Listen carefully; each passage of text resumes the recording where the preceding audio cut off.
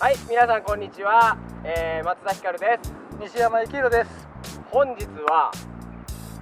ゴムボールの叩きについてやっていこうと思います。近年ではゴムボール、高校生ですね、叩きを制する者は全国を制すって言われるぐらい大事な戦術になってると思いますので、自他ともに認める日本一のスラッパーが徹底解説したいと思います。はい、じゃあゴムについてなんですけど、僕も久しぶりで前回革ボールのスラップをしたんですけど、ゴムボールのスラップは革とは全然違います。そのゴムのスラップを実践していきたいと思います。どうぞ。はい、ではゴムボールのスラップについてポイントは5つ。革ボールの時は4つだったんですけど5つ。1つ目が革と一緒、バットの持ち方。2つ目が足の運び。で3つ目がヘッドの角度。で4つ目がボールをどこで捉えるか。で5つ目がボールをバットが当たる瞬間どこのポイントで当てるか。前で当てるのか、横で当てるのか、後ろに当てるのか。その5つをやっていきたいと思います。どうぞ。はい、ではポイント1、バットの持ち方なんですけど、革ボールと一緒で、正解不正解ないんですけど、開けずにそのまま打つタイプと、間隔を2、3本開けて持つタイプに分かれると思います。どっちがいいかっていうのは自分で試行錯誤して決めてもらいたいんですけど、メリットデメリット、開けないでスイングする場合はヘッドが走りやすくて、ピッチャーのボールに刺されるなーって思ってる時はこうしてあげるとスムーズにバットが出て振りやすいスイングができます。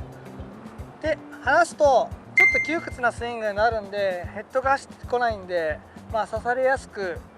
でもメリットとしては打ちたい方向、バットコントロールがしやすいというのがメリットです。でデメリットとしてはやっぱどうしても速い打球が打てなくなっちゃうってことなんですけど、今回ゴムボールってことなんでどういう打球を打つか。革ボールは僕はスラッシュといってライナーで外野に飛ばす、ポテンヒットを外野の前に落とすなどを狙って打つんですけど、ゴムボールは基本的には跳ねさせる、これ1本でやっていけるんで、それを踏まえてのどっちがしやすいかを考えながらやってもらえたらいいと思います。でセーフティーは送りバントが持ち方がやっぱ結構広めに持つと思うんですけど、スラップから回したい時は間隔をちょっと狭めにして、ちょっとスラップよりかは広げます。やっぱスラップとセーフティーの違いが大きすぎると野手にバレてしまうんで、バレないように手の間隔もあまり開けないようにしてあげればセーフティーとかも決まるようになるんで、ポイント1としてはそこが大事かと思います。はい、じゃあポイント2の足の運びです。足の運びは基本的にゴムも一緒、似てるような感じなんですけど、ゴムはバウンドさせるのがメインなんで、しっかり後ろで打つポイント、後で説明する5のポイントなんですけど、後ろで打ちたいんでしっかりこの足のつま先が横もしくは45度の間で、革よりもホームベースに向いているような動きをしてあげると後ろのポイントで打ちやすくなるんで、そこを意識してあげましょう。革の場合は跳ねさせれないんでしっかり45度ショート向けて打つんですけど、ゴムはちょっと左肩に乗るぐらいで待ってあげて振るようなイメージで足の角度を作って、足の角度すごい重要で、それが向くとどうしても体が開いちゃう、やってみると分かるんですけどなるんで、しっかり0度から45度すごい大切なポイントなんで、これを意識して練習してみましょう。はい、じゃあ次はセーフティーなんですけど、セーフティーの足の運びはもうちょっとピッチャーに向かって少しスラップよりかやっぱスタートが切れる状態、ピッチャーに向きすぎるとどうしても右に重心がいくんで、それよりも45度と90度の間ぐらいでもピッチャーに向かって走っていくようなイメージで足を運んでください。この角度までは野手は見てないと思うんで、しっかり変えてギリギリに出すとかしないように自分の形でできるようなタイミングでやるとセーフティーが決まると思います。ではポイント3のヘッドの角度なんですけど、前回やった革ボールではヘッドの角度は3種類、上から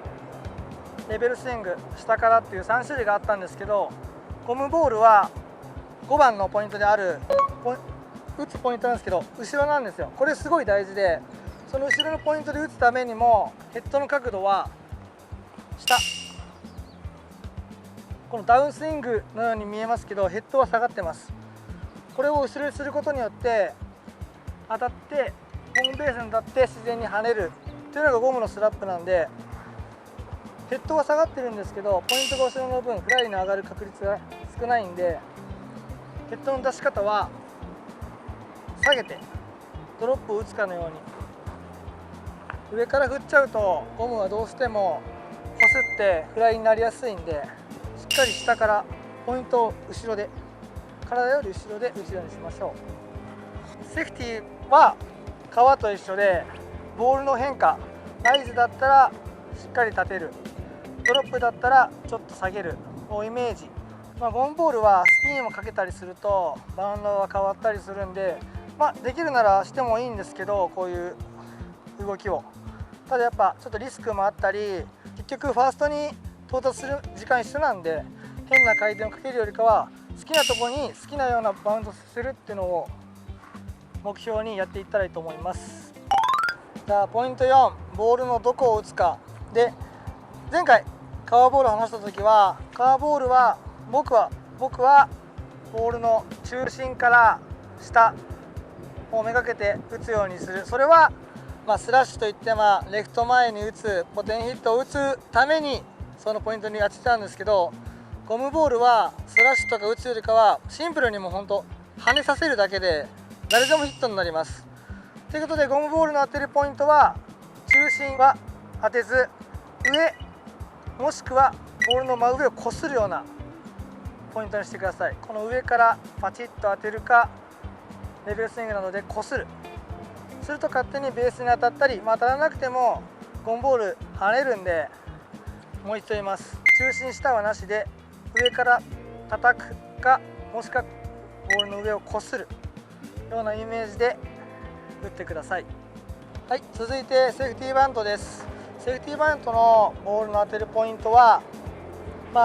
革の場合は真ん中から上、ゴムも基本は変わりません。真ん中から上で、ゴムボールと革ボールの違いで、ゴムボールは変なスピンがかかって行ったり戻ったりっていう変なバウンドをかけることができるんで、難しいと思うんですけど、手首を返したりするなどすればバウンドが変な回転になったりします。ただやっぱ結構ゴムボールはボニョってなってフライに上がりやすい、こすったりすると上がりやすいんで、しっかり本当に上を当てるイメージでやっていきましょう。ここです。で、どこに当てるか、芯をしっかり外して先っぽ気味で当ててあげましょう。先っぽの方がやっぱ死ぬし、死んだ後のバウンドも変な動きをするんで、意識はここでやっていきましょう。はい、ポイント5はボールを捉えるポイントなんですけど、これが革とゴムボールで大きく違います。ここ一番大事なんで覚えてください。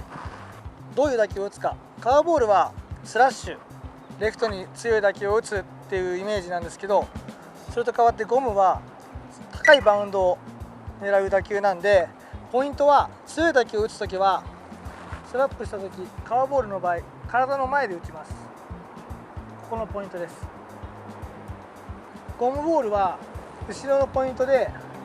さっき説明した通りヘッドを下げて自分の体より後ろで捉えます。この理由としては、後ろで捉えたボールをそのまま打つとベースの上に跳ねて大きく上に上がるんで、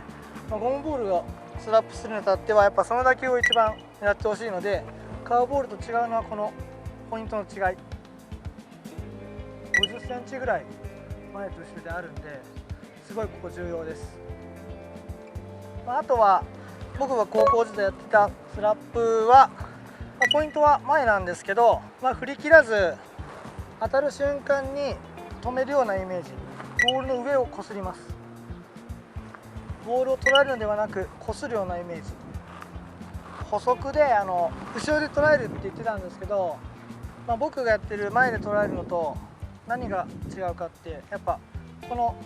距離の分ボールは落ちたり上がったりしてるんで、捉えにくくなるのはやっぱり後ろのポイント。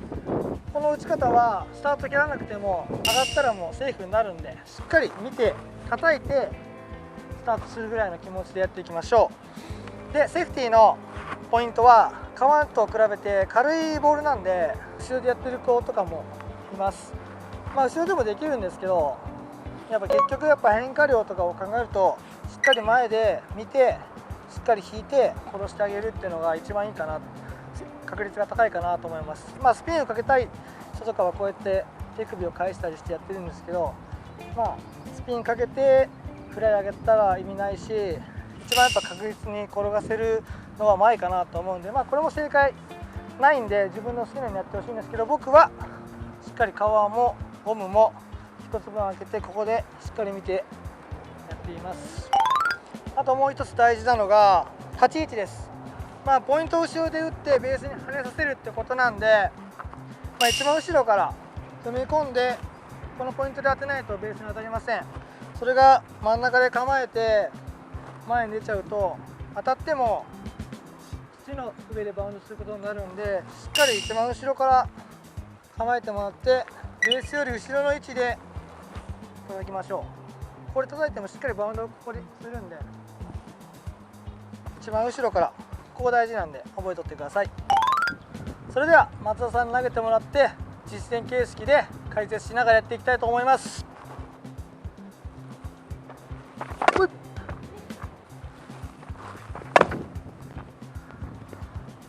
高めもしっかり上からかぶせるようにで、フルスイングも6割7割程度でいいんでカットしていきます。インコースとか窮屈だったらああいう感じでカットしていけば、今のように打った後もしっかり打球を見てピッチャーの方向に走るようなイメージで、こういう感じで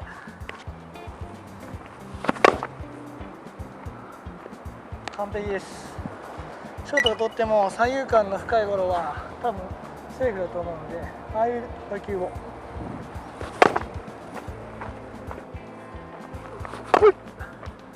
三遊間に高いゴロを打ってあげましょう。あんまり跳ねなくてもヒットになる確率が高いんで、三遊間はそこに足をしっかり持っていって、今は完璧ですね。セーフティーやっていきます。やっぱ戻るね、いいバウンド変わるんで、しっかりセーフティーも前で叩いてもあれだけ死ぬんで、先一歩でしっかりで、スラップもセーフティーも一緒で、見逃しはピッチャーに向かって走っていくイメージ、当たってから走る。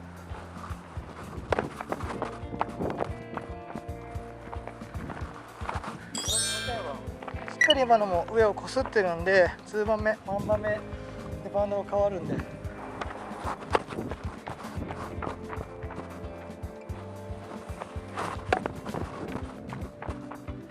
今高めのボールはしっかりかぶせるようなイメージで、ちょっと強くなるかもしれないですけど、高めほどフライになる確率があるんで、しっかりかぶせていきましょう。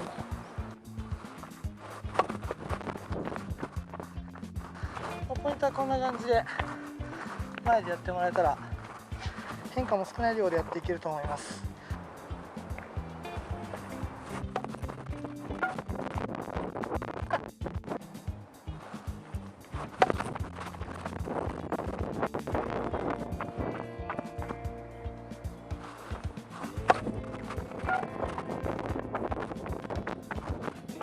ラストいきます。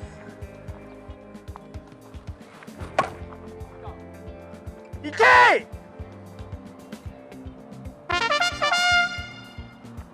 入りました。大きいのもいいんですけど、やっぱ今回スラップセーフティーしっかり勉強して自分のできること、僕のは全部正解じゃないんで、オリジナルスラップセーフティーを目指してください。はい、ゴムボールのスラップセーフティーについてやりましたが、理解できましたか？革ボールでも言いました。スラップセーフティーは僕のが全部正解ではありません。人それぞれやりやすいやり方があるんで、それを僕のやつをやってみて、いいなと思ったら実践してもらって、ダメだと思ったら自分のやり方をやってもらって、オリジナルスラップセーフティを磨いてください。で次回は、できたらヒラキン内野手対日本一のスラッパー西山で勝負していきたいと思います。最後までご清聴ありがとうございました。高評価、チャンネル登録よろしくお願いします。バイバイ。ヒラキンソフトボール TV ではこれからもソフトボールの教科書となるような動画をどしどし配信していきます。皆さんからのたくさんのいいねお待ちしてます。チャンネル登録よろしくお願いします。Let's enjoy softball!